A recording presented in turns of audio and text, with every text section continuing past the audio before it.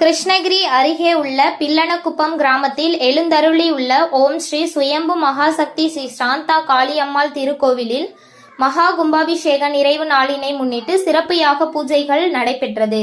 இதில் பக்தர்கள் கலந்து கொண்டு வழிபட்டனர்.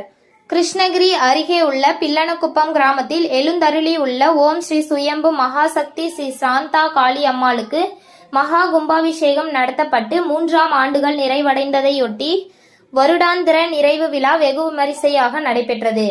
அம்மனுக்கு மகா கும்பாபிஷேகம் செய்யப்பட்டு 3 ஆண்டுகள் நிறைவடைந்ததை அடுத்து ஓம் ஸ்ரீ சுயம்பு மகாசக்தி ஸ்ரீ சாந்தா காளி அம்மாளுக்கு சிறப்பு யாக கால பூஜைகள் நடைபெற்றது. புண்ணிய நதியிலிருந்து எடுத்து வரப்பட்ட அந்த புனித நீரானது மேளதாளங்களுடன் திருக்கோவிலுக்கு எடுத்து வரப்பட்டது. பின்னர் யாகசாலை பூஜையில் வைக்கப்பட்ட கும்பகலசத்திற்கு சிவச்சாரியார்கள் மூலம் சிறப்பு பூஜைகள் செய்யப்பட்டது.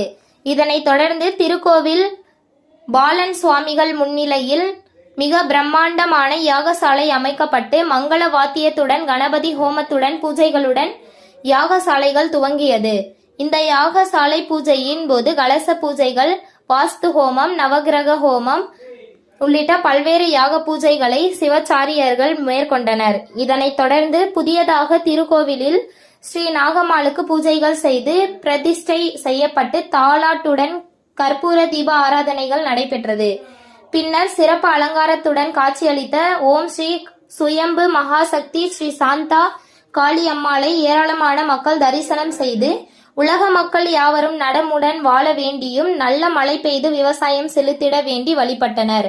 இதனைத் தொடர்ந்து அனைவருக்கும் அன்னதானமும் வழங்கப்பட்டது.